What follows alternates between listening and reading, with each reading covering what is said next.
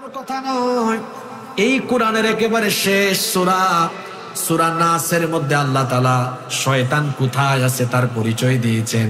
কোন কোন শ্রেণীর ভেতরে শয়তান আছে আল্লাহ বলেছেন। আপনাদের ঠোঁটের আগায় এই সূরাটা মুখস্থ আছে, সওয়াবের নিয়তে আমার সাথে তেলাওয়াত করেন।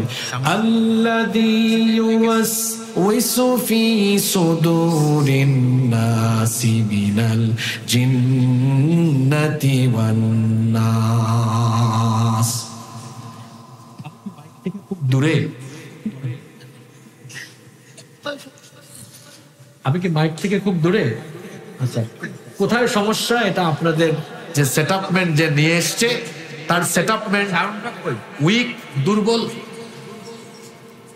আমি যেখান থেকে কথা বলছি আপনার কি মনে হয় আমি বেশি দূরে? ব্যাককলার মতো কথা বললাম তো আমি কি করব? ব্যাককলার মতো কথা বলেন কেন? আমি কি মাইক থেকে দূরে? আপনারা বলেন তো আমার ডানে বামে যান, বসেন। তা আমি আপনাকে কিভাবে কথা বলবো? আমার আলোচনার তেলাওয়াত চলে পেছন, আপনি দায়ী কাকে বলেন শেখাচ্ছেন? তো একজন দায়ী তেলাওয়াতে আছে, আলোচনায় আছে, তাকে এসে আপনি বলেন আপনি আরেকটু আগান। চুপ করেন, বসেন। আপনি আলোচনার আদব শুনেন। আদব হচ্ছে কিছু বলতে গেলে লিখিত বলা, লিখে দিয়ে বলবেন। আপনি আদব শেখাচ্ছেন, আপনি আদব জানেন?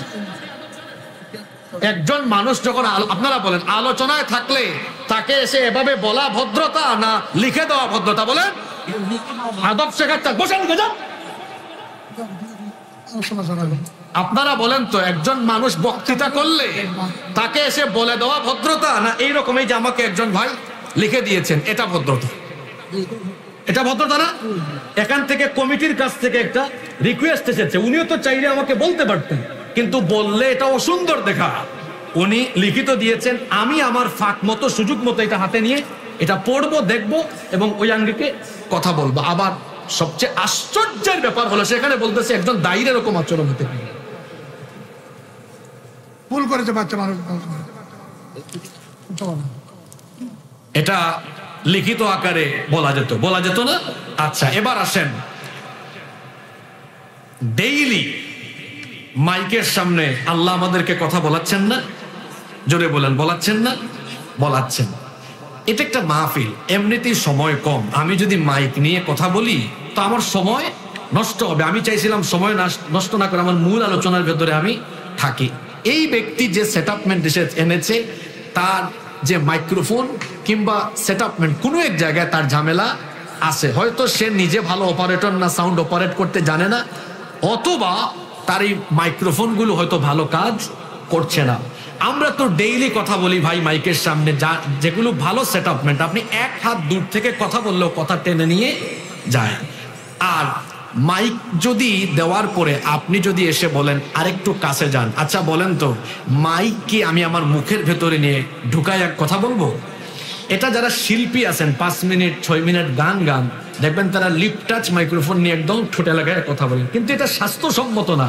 এক মাইকে এতজন যদি ঠোঁট লাগায়, আর ওখানে ভেতরে তো ক্ষতিকারক কিছু থাকতেও পারে। একটা নির্দিষ্ট পরিমাণ দূরত্ব মেনটেন করে কথা বলতে হয়। আমি কথা বলার শুরু থেকে আমি অন্তত 6-7 ইঞ্চি দূর থেকে, আবার কখনো কখনো 2-3 ইঞ্চি দূর থেকে কথা বলছি। আমি তো আমার মতো করে কথা বলছি, বিষয়টা তো এমন না যে আমি অনেক দূর থেকে কথা বলছি। আওয়াজ বড় করা এটা আমার কাজ না মাইকের কাজ? এখন কেউ যদি বলে মাইকের কাজ হুজুর আপনি করেন, পারবো না ভাই, আমাকে মাফ করবেন, আমি চিল্লাইতে পারবো না। মাইক তো মানুষ এজন্যই লাগায় যে মানুষ যখন বেশি হবে, যখন কারো কথা মাইক ছাড়া শোনা যাবে না, তখন এই মাইক কি করবে, এক সাউন্ডটা দূরে দিয়ে দিবে। যাই হোক, আপনারা যারা আছেন এখানে আওয়াজ কি শোনা যাচ্ছে না? আলহামদুলিল্লাহ, তো শোনা গেলেই তো হয়েছে। ফজরের ক্ষণ গেল পরনি নামাজ, জোহরে ও ডুবেছিলে নিয়ে শত কাজ। ফজরের ক্ষণ গেল পরনি নামাজ, জোহরেও ডুবেছিলে নিয়ে শত কাজ, হেলায় খেলায় গেল আসরের কাল, মাগরিবেও পড়লে না নামাজির সাজ, ফজরের ক্ষণ গেল পড়নি নামাজ, জোহরেও ডুবেছিলে নিয়ে শত কাজ। আউযু বিল্লাহি মিনাশ শাইতানির রাজীম। বিসমিল্লাহির রাহমানির রাহিম।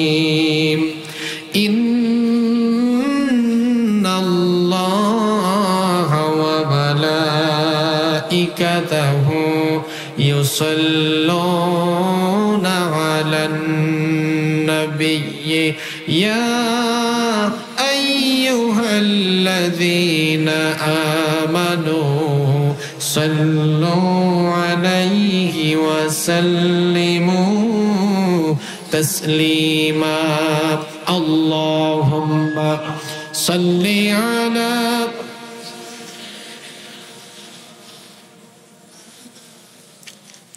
وعلى آل سيدنا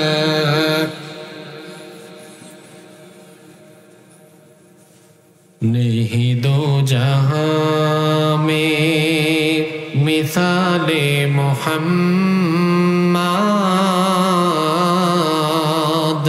जमाले खुदा है कमाले मोहम्मद, नहीं दो जहां में मिसाले मोहम्मद,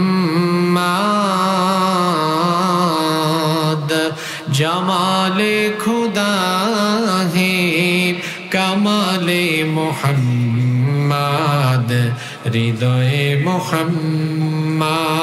अल्लाहुम्मा सल्ली अला सय्यिदिना मौलाना मुहम्मद व अला आलि सय्यिदिना। হেরার গুহায় তোমারি ধ্যান, আসমান থেকে নামে আল কোরআন, হেরার গুহায় তোমারি ধ্যান, আসমান থেকে নামে আল কোরআন, ভাঙলো সবার ভুল তোমারি পরে, আসলো কোরআনের ছায়া তোলে, খালিদ ওমর আলী আবু বকর, ইসলামী ঝন্ডা নীল যে তুলে, আল আমিন তুমি ছিলে যে সদা, সকল মানুষের তোরে, হে রাসূল তোমাকে ভুলি আমি কেমন করে, হে রাসূল তোমাকে ভুলি আমি কেমন করে। আল্লাহুম্মা সাল্লি আলা সাইয়্যিদিনা মাওলানা মুহাম্মদ ওয়া আলা আলিহি।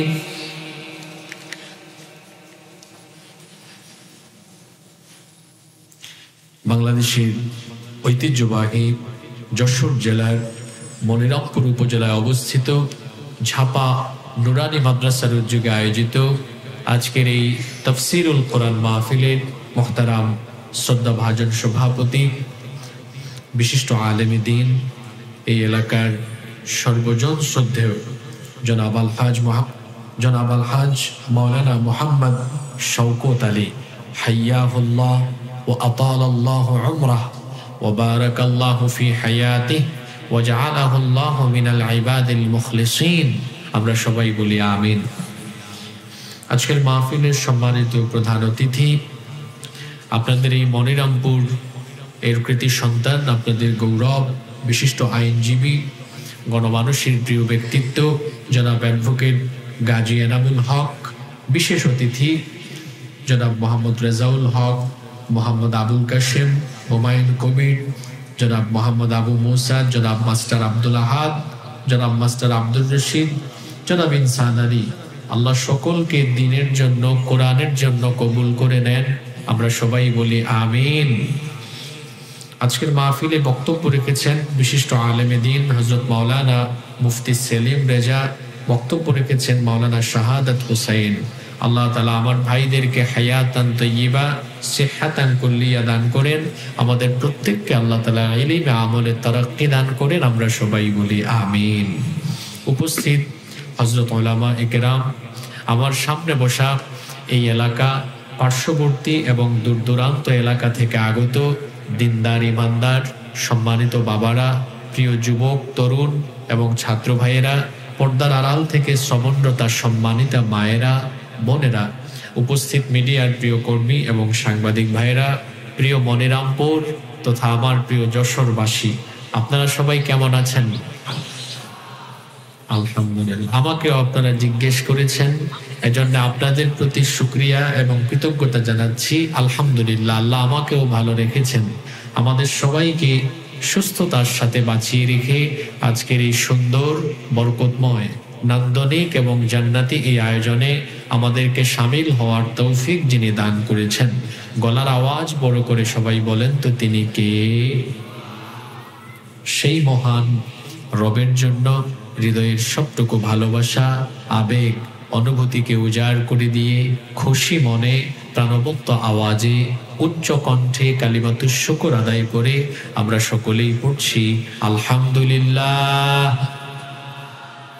অসংখ্য অগণিত দুরুদ এবং সালাম পেশ করছি খাতামুন নবিয়্যিন, আশরাফুল আম্বিয়া ওয়াল মুরসালিন, রাহমাতাল লিল আলামিন, নবিয়ুনা ওয়া সাইয়্যিদুনা ওয়া কুদওয়াতুনা মুহাম্মাদুর রাসূলুল্লাহ সাল্লাল্লাহু আলাইহি ওয়াসাল্লামের প্রতি, যাকে আল্লাহ তাআলা আমাদের হেদায়েতের জন্য প্রেরণ করেছেন।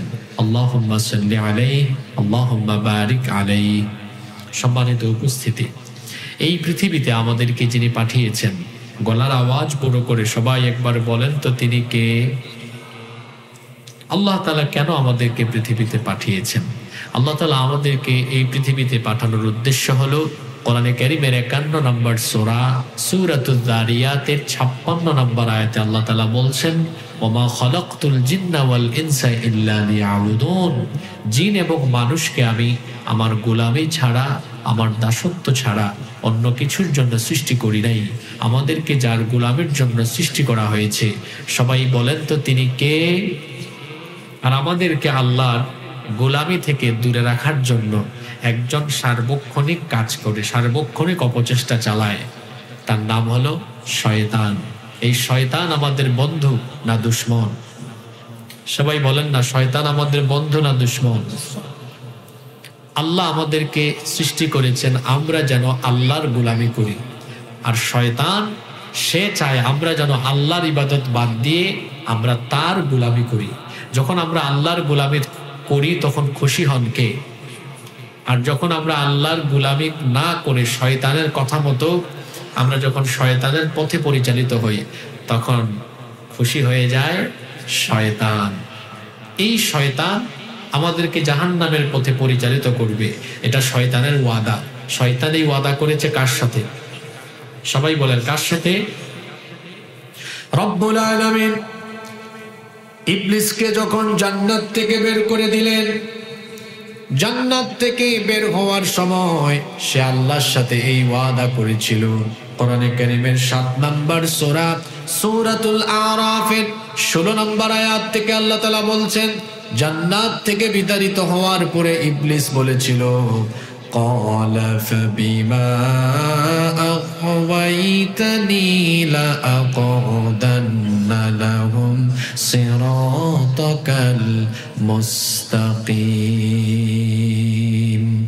সে বলেছিল যে আদমের কারণে তুমি আমাকে জান্নাত থেকে বের করে দিয়েছো, এই আদম এবং তার বংশধরদেরকে সোজা পথে চলতে বাধা দেওয়া, এটাই হবে আমার প্রধান এবং প্রথম কাজ। কি করে আমি তাদেরকে বাধা দিব? সে বলল, ثم لآتينهم من بين أيديهم ومن خلفهم وعن أيمانهم وعن شمائلهم ولا تجد أكثرهم شاكرين। সে বলল, আমি এই মানুষকে সামন দিক থেকে, পিছন দিক থেকে, ডান দিক থেকে, বাম দিক থেকে, সকল দিক থেকে আমি প্রতারণার জাল বিস্তার করে ধোঁকা দিয়ে দিয়ে এদেরকে আমি জাহান্নামমুখী বানাবো। তাহলে আমাদেরকে জাহান্নামে নেওয়ার জন্য ইবলিস ওয়াদাবদ্ধ হয়েছে, প্রতিজ্ঞা করেছে। কার সাথে? আস্তে বলবেন না, জোরে বলেন, কার সাথে? এই প্রতিজ্ঞা করার পর থেকে ইবলিস বসে নাই। ইবলিসের টার্গেট হলো মানুষের মধ্য থেকে যারা মোমেন, এই মোমেনরা হলো ইবলিসের প্রধান টার্গেট। ইবলিস এই মোমেনদেরকে ধোঁকা দিয়ে দিয়ে প্রথমে তার মুরিদ বানাতে চায়। যখন সে তার মুরিদ বানায়, কোনো মানুষ যখন ইবলিসের কথা মেনে মেনে ইবলিসের পথে চলে, ইবলিস খুশি হয়ে তখন তার গ্রেড বাড়ায়। ইবলিস তখন তার প্রমোশন দেয়, তখন মুরিদ থেকে তাকে খেলাফতি দান করে। শুনতেছেন আপনারা? কি ভাই, কি সমস্যা? ঠিক আছে, মাইক ঠিক আছে, ঠিক আছে। ইবলিসের টার্গেট কারা? আপনারা কথা বলতেছেন না তো, বলেন ইবলিসের টার্গেট কারা? আমরা কি মোমেন না বেঈমান? জোরে বলেন। আমরা যে ইমানদার, এটা তো সাহস করে আমরা বলতে পারছি না। আমরা ইমানদার না বেঈমান? আপনাদের আওয়াজ শুনলে তো মহিলারাও শরম পাবে। একটু পুরুষোচিত কণ্ঠে বলেন, আমরা ইমানদার না বেঈমান? ইমানদার। তা ইবলিসের টার্গেট কারা? ইমানদাররা। এখন ইমানদাররা কোন কোন কাজ করলে ইবলিস খুশি হয়? ইমানদাররা কোন কাজ করলে ইবলিস খুশি হয়? আজকে আমরা কথা বলবো এই টপিক নিয়ে, যে সকল কাজে শয়তান খুশি হয়। যেসব কাজে শয়তান খুশি হয়, এরকম কাজ কি করা যাবে? জোরে বলেন, করা যাবে? ইবলিস খুশি হয় এরকম অনেক কাজ আছে, কিন্তু আজকে আমরা আমাদের সমাজে চোখের সামনে পরিদৃশ্যমান এমন কিছু কাজ নিয়ে কথা বলবো, যে কাজগুলো আমরা অনেকে প্রতিনিয়ত প্রতিদিন করে বেড়াই, আর এইভাবে আমরা ইবলিসকে খুশি করে আমরা ইবলিসের গোলামি করছি। ইন্না লিল্লাহি ওয়া ইন্না ইলাইহি রাজিউন। আল্লাহ আমাদের সবাইকে হেফাজত করেন, বলেন আমিন। আজকে এইরকম 5টা কাজের কথা বলবো। সম্ভবত মাহফিলে মা বোনরাও এসেছেন, তাই না? আচ্ছা, মা বোনদের উদ্দেশ্য অনেক জরুরি কথা আজকে থাকবে ইনশাআল্লাহ। আজকে এমন 5টা আমল, এমন পাঁচটা কাজ নিয়ে কথা হবে, যে 5টা কাজে ইবলিস শয়তান খুশি হয়। আমার দিকে তাকান, অমনোযোগী হইয়েন না। কোরআন শোনার আদব আছে না নাই? ডান পাশে যারা কথা বলবেন না, নীরব হয়ে শুনুন। এই যে কথা বলবেন না, কথা বলবেন না কেউ। এখানে কথা কি, আমি যেগুলো বলবো এগুলো আমার না আল্লাহ? যদি বলেন আমার না আল্লাহ। সুবহানাকা লা ইলমা লানা ইল্লা মা আল্লামতানা। আমার কোনো ক্ষমতা নাই, আল্লাহ যদি তৌফিক না দেন, আল্লাহ যদি আমাকে না বলান, কিছু বলার কোনো ক্ষমতা, কোনো যোগ্যতা আমার নাই। এজন্য আল্লাহ তাআলার কথাগুলো আল্লাহর এই গোলামের জবান দিয়ে আল্লাহ বের করাবেন ইনশাআল্লাহ। তো আল্লাহর কথা শুরু হয়ে গেলে তখন আর আমাদের কথার কোনো দাম আছে? এজন্য আমরা সবাই মনোযোগী হয়ে শুনবো ইনশাআল্লাহ। যে 5টি কাজে ইবলিস খুশি হয়, শয়তান খুশি হয়। শুরু হচ্ছে নাম্বার 1। 1 নাম্বার, সাজদার টাইমে আল্লাহকে সাজদা না দিলে, সাজদা দেওয়ার জায়গা হলো নামাজ। সাজদা দেওয়ার জায়গা কি?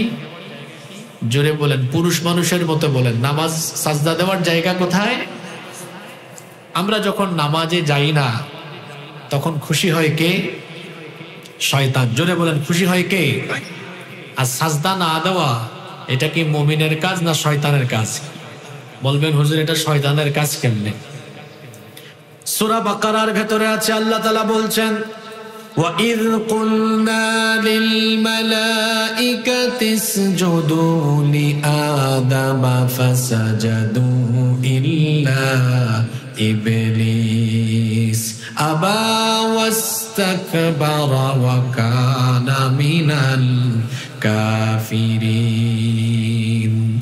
আল্লাহ তাআলা বলছেন, আর স্মরণ করো যখন তোমার প্রতিপালক ফেরেশতাদেরকে বললেন আদমকে তোমরা সাজদা দাও, ফাসাজাদু, সবাই তখন সাজদা দিয়েছিল, ইল্লা ইবলিস, একজন ছাড়া যে সাজদা দেয় নাই তার নাম হলো ইবলিস। তাহলে আল্লাহ তাআলা সাজদার হুকুম আসার পরেও সাজদা না দেওয়া, এটা ছিল ইবলিসের স্বভাব। যারা নামাজের টাইমে আল্লাহ তাআলাকে গিয়ে সাজদা দেয় না, এরা মানুষ হলেও, চেহারা সুরতে মানুষ হলেও, এরা হলো মানুষ রূপী আস্ত একটা শয়তান। বলবেন হুজুর আপনি তাদেরকে মানুষ রূপী শয়তান বললেন কেন? এটা আমার কথা নয়, এই কোরআনের একেবারে শেষ সূরা সূরা নাসের মধ্যে আল্লাহ তাআলা শয়তান কোথায় আছে তার পরিচয় দিয়েছেন। কোন কোন শ্রেণীর ভেতরে শয়তান আছে আল্লাহ বলেছেন। আপনাদের ছোটের আগে এই সূরাটা মুখস্থ আছে, সওয়াবের নিয়তে আমার সাথে তেলাওয়াত করেন।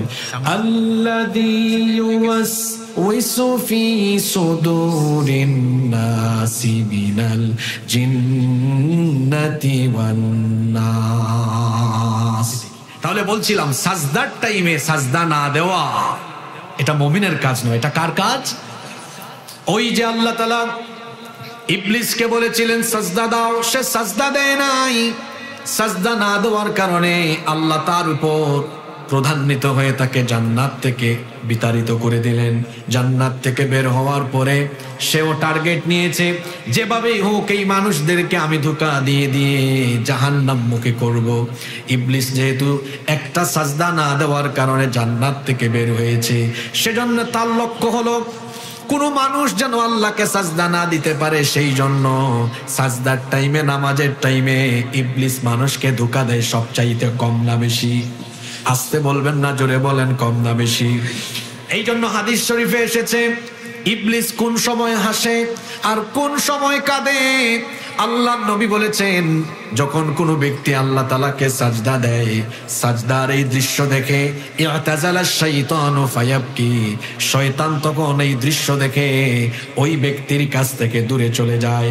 মনের বেদনায় ফায়াবকি, তখন সে কান্না করে। এই হাদিস আপনাকে আমাকে কি বার্তা দিল? আপনাকে আমাকে কি শিক্ষা দিল?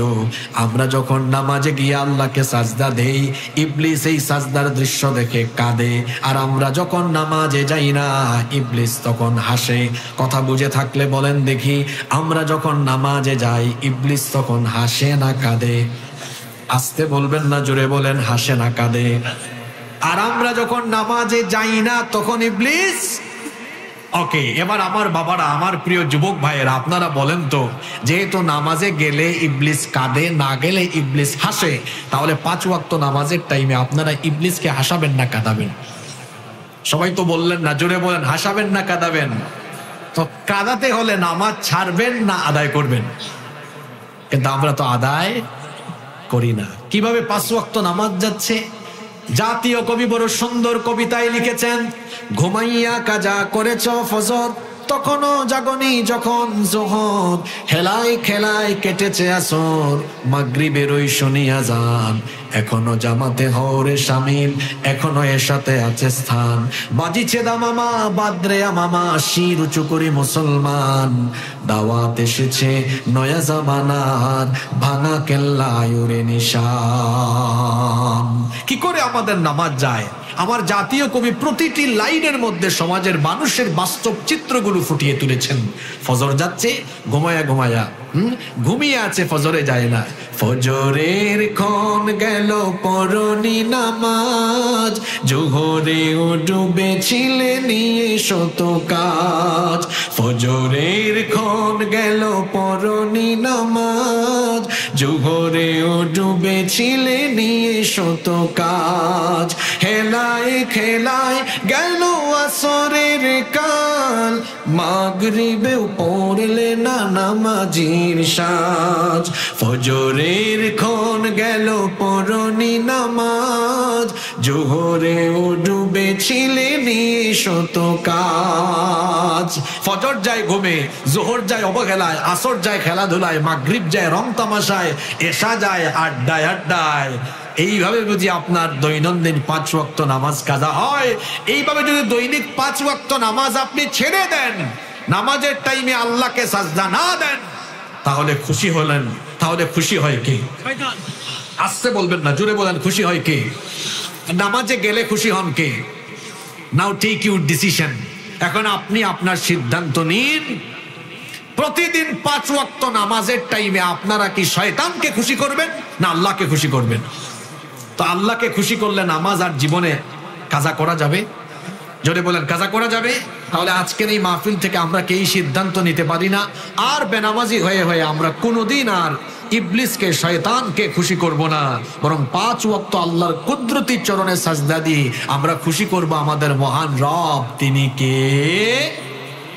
তাইলে 1 নম্বর বিষয়, আপনারা সবাই কি আমার সাথে একমত যে নামাজ আর কাজা করব না?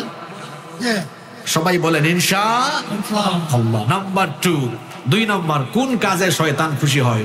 উলঙ্গপনা, বেহায়াপনা, নগ্নতা, অশ্লীলতায় ডুবে থাকলে শয়তান খুশি না বেজার? জোরে বলেন খুশি না বেজার? শয়তানের কাজ হলো মানুষের শরীর থেকে কাপড় চোপড় খুলে ফেলা।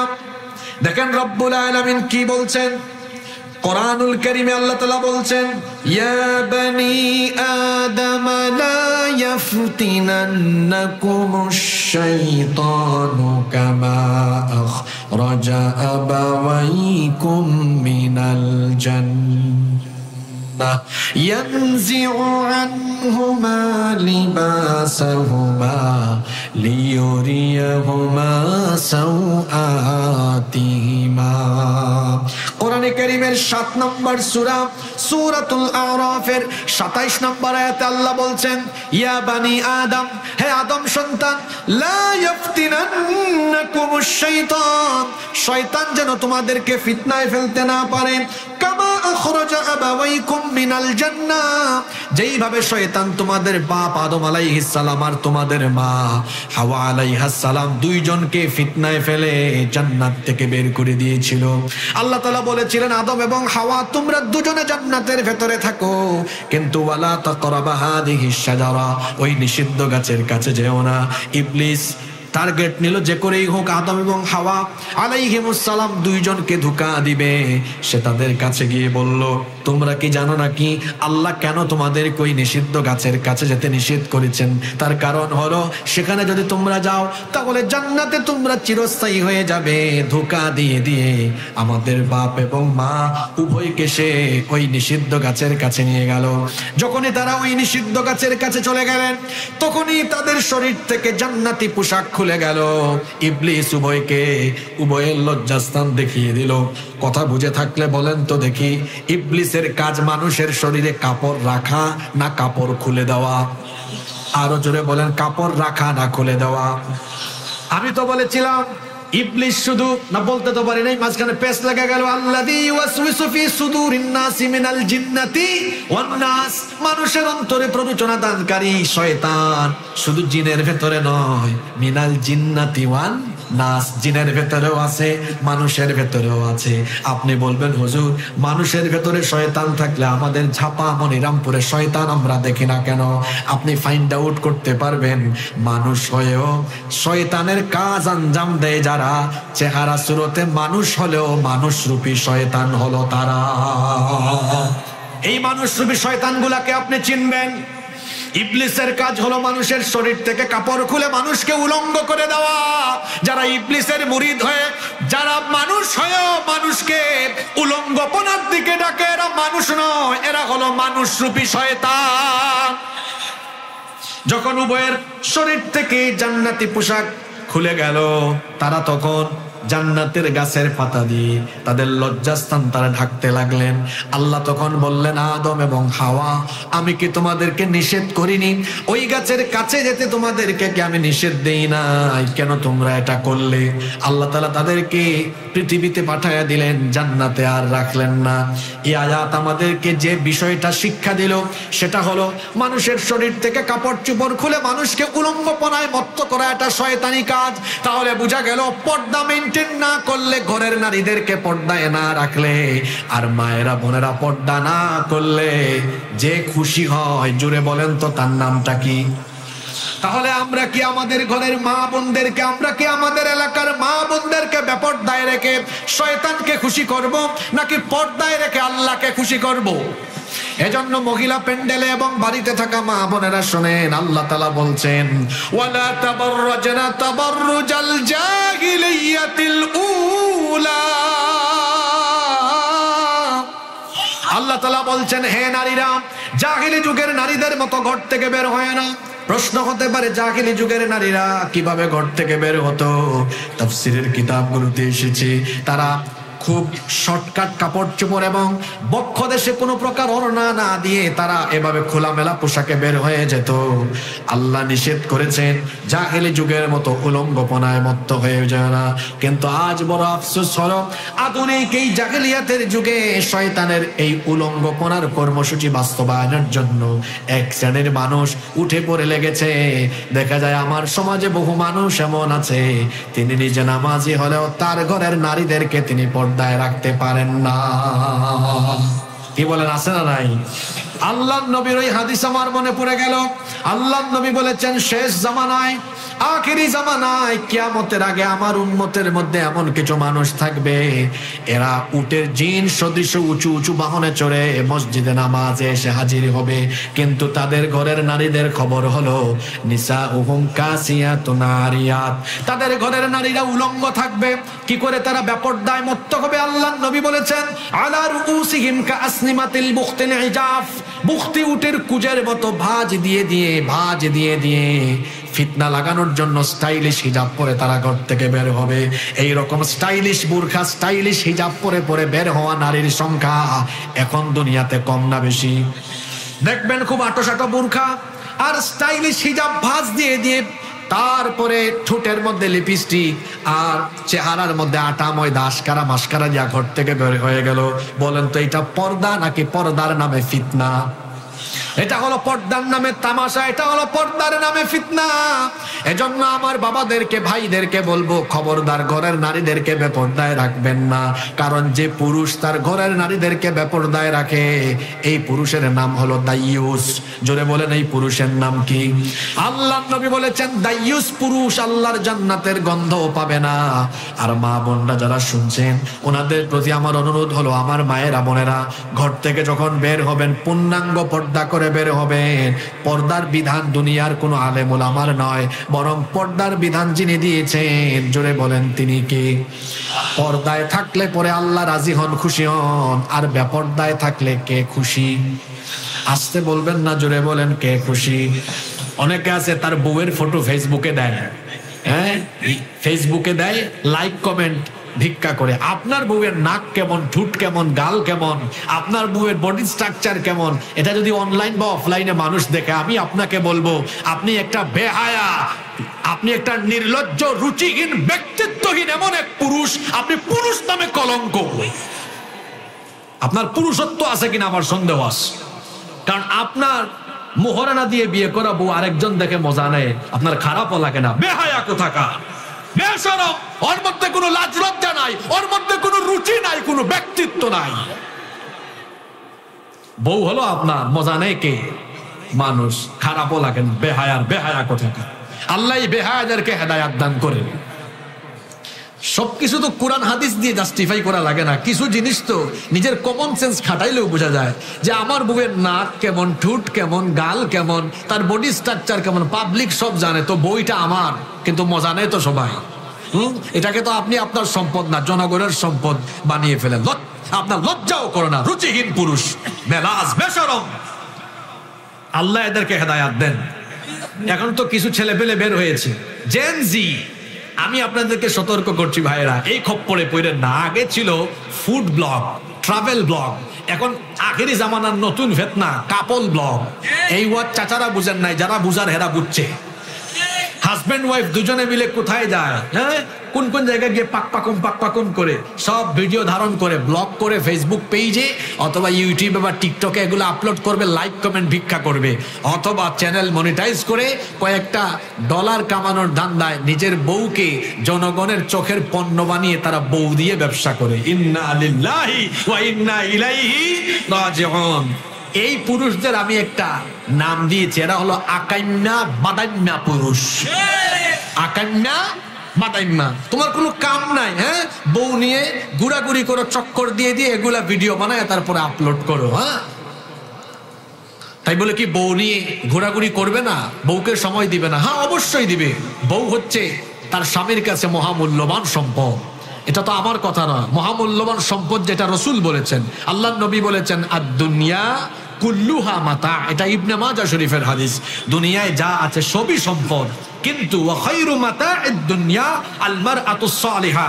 দুনিয়ার সব সম্পদের মধ্যে শ্রেষ্ঠ সম্পদ হলো একজন নেককার নারী, নেককার স্ত্রী। সুবহানাল্লাহ। আরেকটা হাদিস আমার মনে পড়লো, রাসূল বলেছেন, মান রাযাকাহুল্লাহু ইমরাআতান সালিহা ফাকাদ আ'আনাহু আলা শাতরি দীনিহি। আল্লাহ যাকে দয়া করে একজন নেককার স্ত্রী দান করেছেন, আল্লাহ যেন ওই লোকটাকে ইসলামের অর্ধেক নেয়ামত দান করে দিয়েছেন।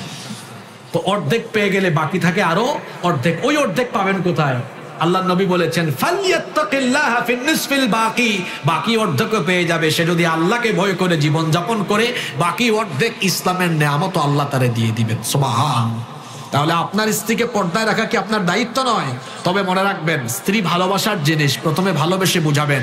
আমাদের দেশের নারীরা ভালো, একটু বুঝান না। যদি আপনার বউ পর্দা না করে, গিয়ে সুন্দর করে ডাকেন, প্রিয় তোমার স্ত্রী আমার, আমি তোমাকে অনেক ভালোবাসি, তোমাকে কেউ দেখলে আমার কলিজাটা জ্বলে পুড়ে যায়, একদম কলিজার মধ্যে চিন চিন চিন চিন করে। বুঝান না যে আমি চাই তোমাকে কেউ না দেখুক, আমি তোমাকে অনেক ভালোবাসি। বলে দেখেন, হ্যাঁ, এই যশোরের মেয়েরা কত ভালো। আপনি বলা মাত্রই দেখবেন বলবে, আজকেই বুরখা অর্ডার করো, আমি এখন থেকে পর্দা করব। আগেই ধমকাতে যাইয়েন না, শাসন করেন না। নারীরা হলো প্রজাপতির মতো। প্রজাপতি চেনেন না আপনারা? প্রজাপতিকে আস্তে করে ধরলে উড়াল মারে, উড়ে যায়, আর জোরে চেপে ধরলে মরে যায়। তো নারীরা প্রজাপতির মতো, একটু ভালোবেসে বুঝা, দেখবেন আমার বোনেরা দিনের পথে ফিরে আসবে ইনশাআল্লাহ। আর ভালোবেসে যখন হয় না, একটু গরম হবেন আর কি, গরম হইলে দেখবেন ঠিক হয়ে যাবে। তবে গরম আগে না, নরম আগে। গরম হয়ে সবকিছু করা যায় না। আর স্ত্রীদের বেলায় তো নাই। শোনেন, যত বড় হুজুরি হোক, বউয়ের কাছে গিয়ে সবাই খেজুর, ঠিক না?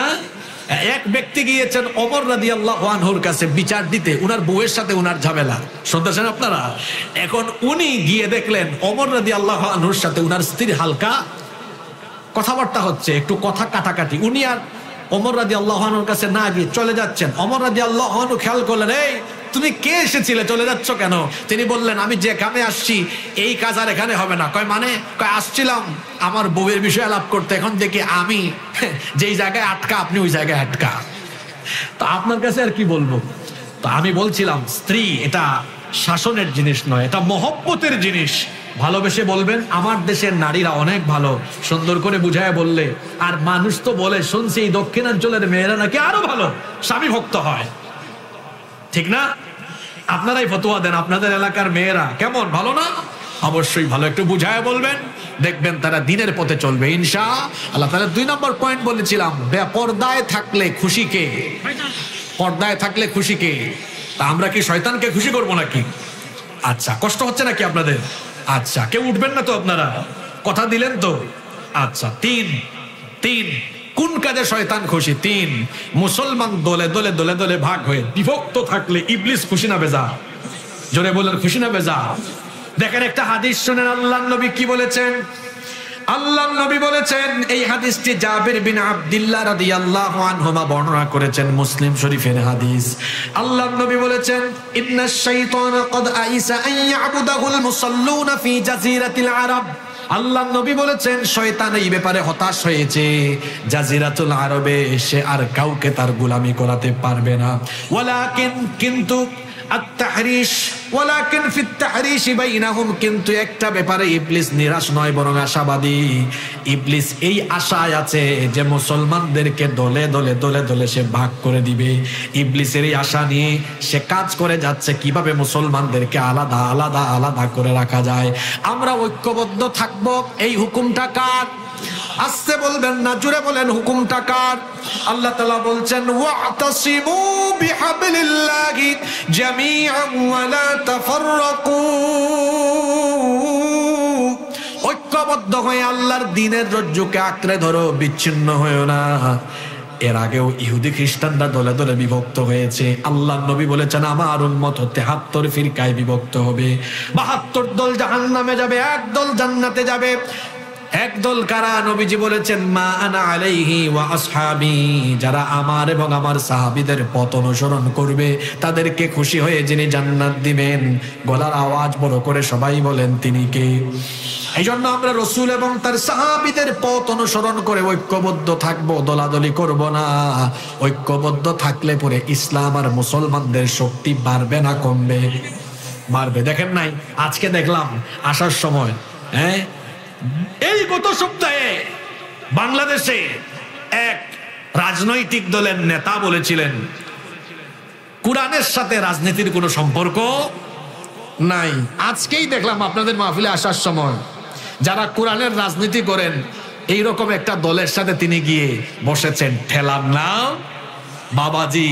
যখন গত 2-3 দিন আগে বাংলাদেশের 2টা ইসলামী দলের প্রধান ব্যক্তিত্ব ঐক্যবদ্ধ হওয়ার ঘোষণা দেন নাই, শুধু কাছাকাছি বসেছেন। কাছাকাছি বসা মাত্রই নাস্তিক পাড়ায় আগুন ধরে গিয়েছে। দেখেছেন, আমরা একটু কাছাকাছি আসলেই ওদের টেনশন বেড়ে যায়। আমরা কাছাকাছি আসলে যদি ওদের টেনশন বেড়ে যায়, যদি আমরা ঐক্যবদ্ধ হয়ে এক সারিতে বসতে পারি, এই দেশে দিন কায়েম হবে, দিনের বিজয় ঠেকানোর দুঃসাহস কারো থাকবে না।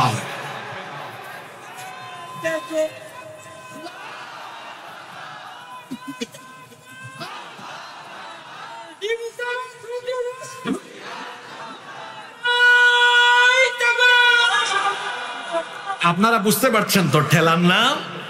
এদের বক্তব্য কিন্তু এখনো সোশ্যাল মিডিয়া ইউটিউবে আছে না নাই? এরাই বলেছে যে কোরআন দিয়ে রাজনীতি করা ধর্ম ব্যবসা। যখন হুজুর একটু কাছাকাছি বসছে ঠেলা শুরু হয়ে গেছে। এখন কোরআন দিয়ে রাজনীতি করা যে ধর্ম ব্যবসা হয়, তা আপনি কি আবার তার সাথে বসেন কেন? তার মানে আমার স্বার্থে প্রয়োজন হলে বসবো, আমার যখন স্বার্থ ফুরিয়ে যাবে তখন যারে মন চায় তারে আমি ধর্ম ব্যবসায়ী। এই যে আমার দেশে তো আছেই একটা মেশিন, মনের মতো হইলে মুক্তিযোদ্ধা, মনের মতো না হইলে আছে না? আছে। আমরা যারা 71-এর পরে জন্ম নিয়েছি, মাঝে মাঝে আমাদেরকে ওরা জাকার বানায়। গত 2 বছর আগে এই যে চুয়াডাঙ্গায় দর্শনা আছে না, দর্শনায় মাহফিল বন্ধ করলো। তো ওসি সাহেব আমাকে ফোন করেছেন, আমার ব্যাপারে তথ্য নিচ্ছেন। ওসি সাহেব বললেন হুজুর শুনছি আপনি রাজাকারদের সাথে উঠা বসা করেন, আপনিও নাকি রাজাকার, এজন্য আপনি আসবেন না, এই মাহফিল হতে দিব না। বললাম ওসি সাহেব আপনি আমাকে চিনেন? আমার বয়স কত জানেন? কয় না এত কিছু জানি না, শুনছি। আমি বললাম আমার জন্ম তো 71-এর বহু পরে, আমি কেমন রাজাকার হই? বলতেছে সম্ভবত চেতনায় হইলেও হইতে পারেন। দেখছেন কারবার? চেতনা কি বলতেছে? চেতনায়। এখন মুক্তিযুদ্ধের চেতনার ব্যবসা কিন্তু 5 আগস্ট শেষ হয়েছে না? নতুন করে আবার বাংলাদেশে কেউ মুক্তিযুদ্ধের চেতনার ব্যবসা করে মুক্তিযুদ্ধের চেতনা আর ধর্মকে বিপরীতমুখী দাঁড় করাবেন না। হ্যাঁ, আমরা মুক্তিযুদ্ধকে সম্মান করি, 71-এর মুক্তিযুদ্ধ এটা আমাদের অর্জন, মুক্তিযুদ্ধকে আমরা সম্মান করি, কিন্তু মুক্তিযুদ্ধের চেতনা ইসলাম বিরোধী চেতনা নয়। মুক্তিযুদ্ধের চেতনা, এদেশের মানুষের আসল চেতনা হলো ইসলাম। মুক্তিযুদ্ধের চেতনাকে সামনে এনে যদি মুক্তিযুদ্ধের চেতনা আর ইসলামী চেতনাকে বিপরীত মুখে দাঁড় করিয়ে এই জাতিকে বিভাজিত করার কোনো অপচেষ্টা ভবিষ্যতে কেউ করে, এর আগের 15 বছর তো এই জাতিকে এই চেতনার ট্যাবলেট গিলাইয়া বিভক্ত করার অপচেষ্টা করে এক গ্রুপ হেলিকপ্টার পর্যন্ত উঠার সুযোগ পেয়েছে। ভবিষ্যতের বাংলাদেশে কেউ যদি এই ব্যবসা নতুন করে শুরু করে ইসলামিস্টদেরকে মুক্তিযুদ্ধের চেতনার বিপরীতে দাঁড় করাবার অপচেষ্টা করে, তাহলে ভবিষ্যতে আর কাউকে হেলিকপ্টার পর্যন্ত উঠার সুযোগও দেওয়া হবে না। বুঝলে বুঝ ফাতা, না বুঝলে সময় থাকতে সাধু সাবধান হয়ে যান। এদেশের আসল চেতনা ইসলাম। এই দেশকে আবাদ করেছেন আল্লাহর ওলিয়া উলিয়ারা, পীর মাশায়েখরা। এদেশের মাটির সাথে ইসলামী চেতনা মিশে আছে, ঠিক কিনা? কষ্ট হচ্ছে আপনাদের? তাহলে দলে দলে ভাগ থাকলে ইবলিস কেন খুশি? কারণ আমরা দলে দলে বিভক্ত থাকলে, ইসলাম কায়েম না হলে শয়তান তার অপকর্ম করতে পারবে বেশি। বলেন তো, ইসলাম যদি কায়েম হয়, ইসলামী সরকার থাকলে, রাষ্ট্র ব্যবস্থায় ইসলাম যখন থাকবে, তখন সমাজে চুরি ডাকাতি অন্যায় অপকর্ম কমবে না বাড়বে? আপনি কোরআন দিয়ে একটা চুরির বিচার করেন তো, কোরআনের চুরির বিচার কি? হাত কেটে দাও। আপনাদের কি মনে হয় একটা বিচার যদি করা হয়, বাকি চোররা চুরি করবে না সোজা হয়ে যাবে? তাহলে যদি সমাজ থেকে চুরি কমে, ডাকাতি কমে, দুর্নীতি কমে, লুটপাট কমে, অপরাধ কমে, ইবলিস খুশি না বেজার? জোরে বলেন, খুশি না বেজার? ইবলিস বেজার। ইবলিস খুশি না বেজার? আপনারা বেহুশ হয়ে যাইয়েন না, একটু হুশে থাকিয়েন।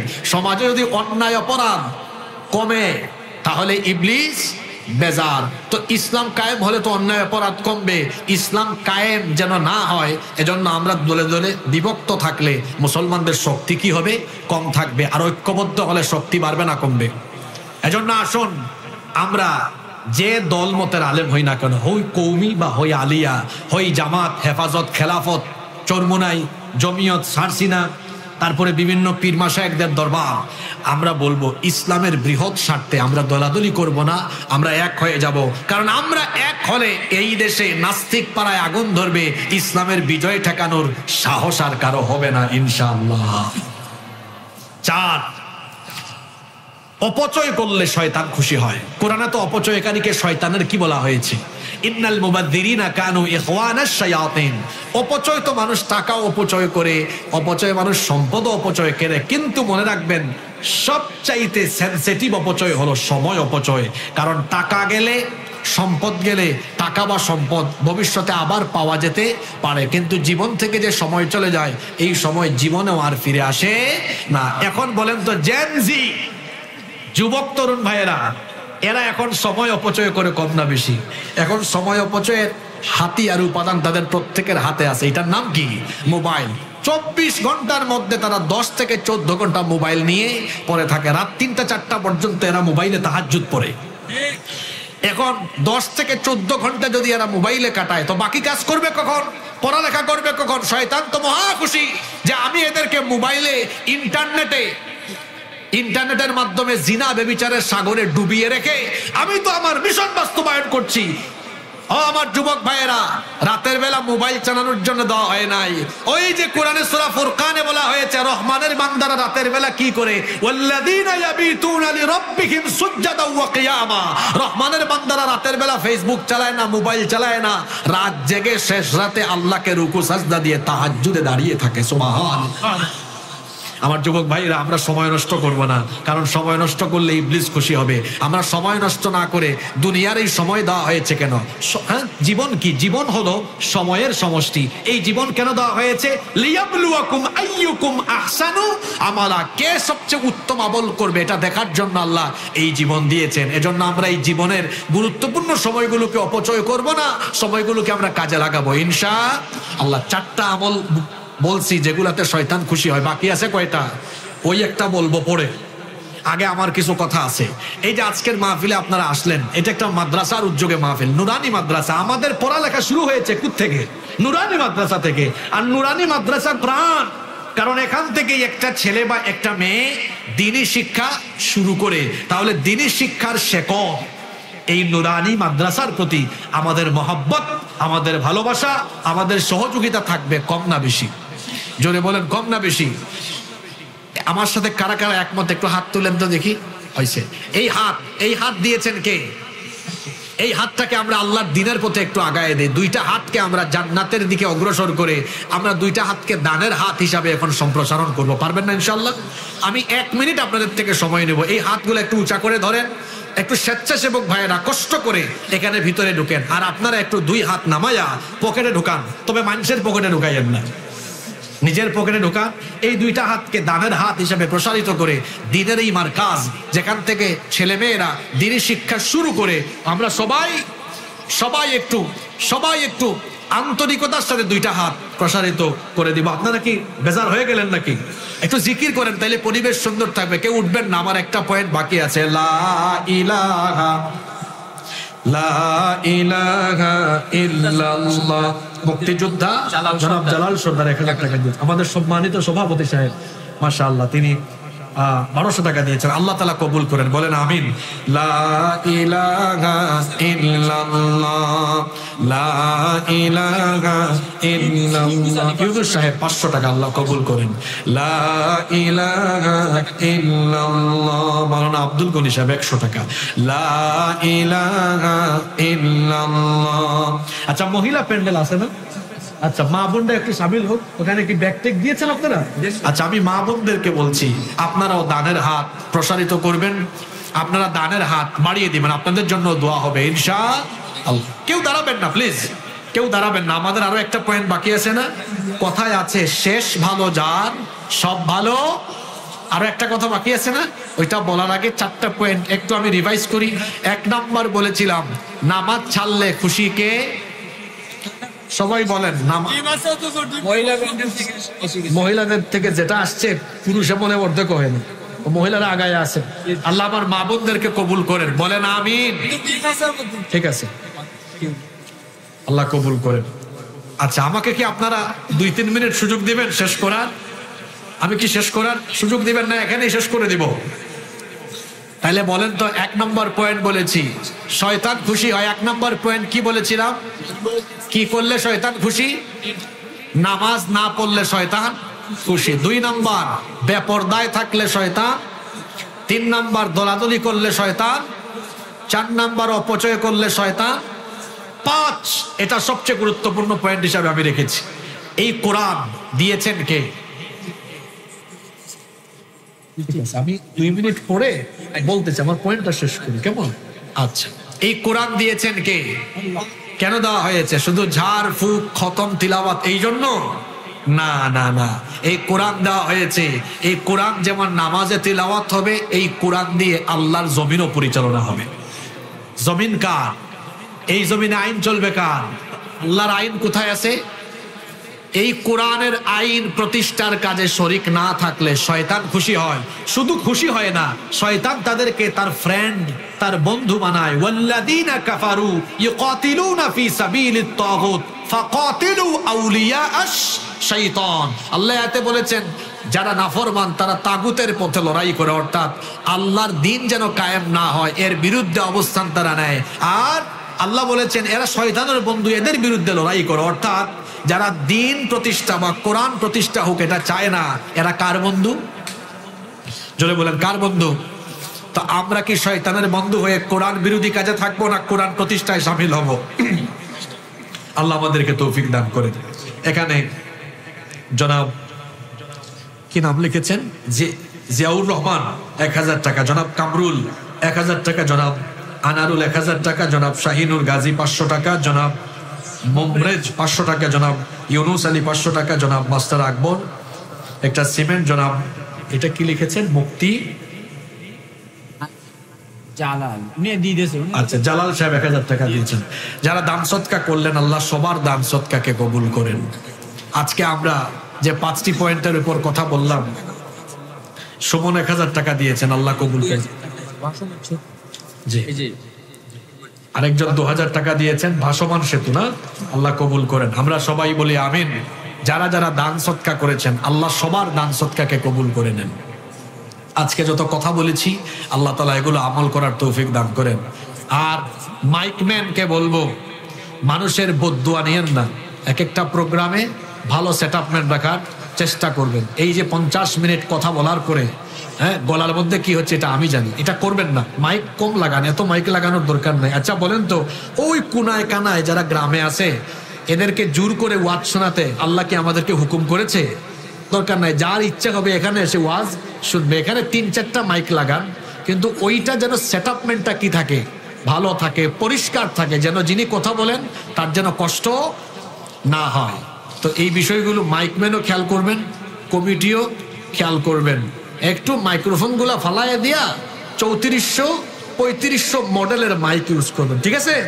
এই পুরানাগুলা পাল্টান, আপডেট মডেল যেগুলো ইউজ করেন, বক্তাও আরাম পাবে, আয়োজকও আরাম পাবে, শ্রোতাও আরাম পাবে, মাঝখান দিয়ে আপনারও লাভ আছে, আপনার ব্যবসাও জমজমাট হবে, দোয়াও পাবেন।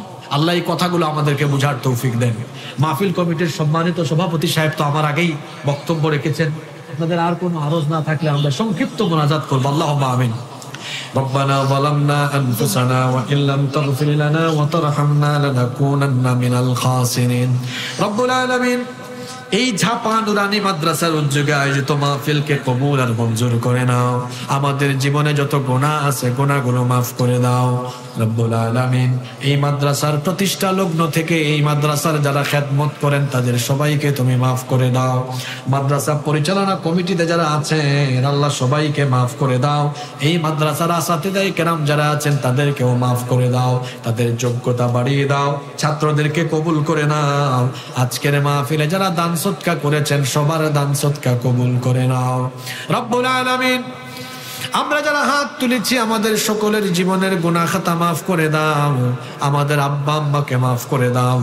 আল্লাহুম্মা গফিরনি ওয়া লিওয়ালিদাইয়া ওয়া কুর রাব্বিরহামহুমা কামা রাব্বায়ানি সগীরা রাব্বিরহামহুমা কামা ربياني صغيرا صلى الله تعالى على خير خلقه محمد وآله وأصحابه أجمعين بفضل سبحان ربك رب العزة عما يصفون وسلام على المرسلين والحمد لله رب العالمين وجاء الآخر كلامنا عند الموت لا إله إلا الله محمد رسول الله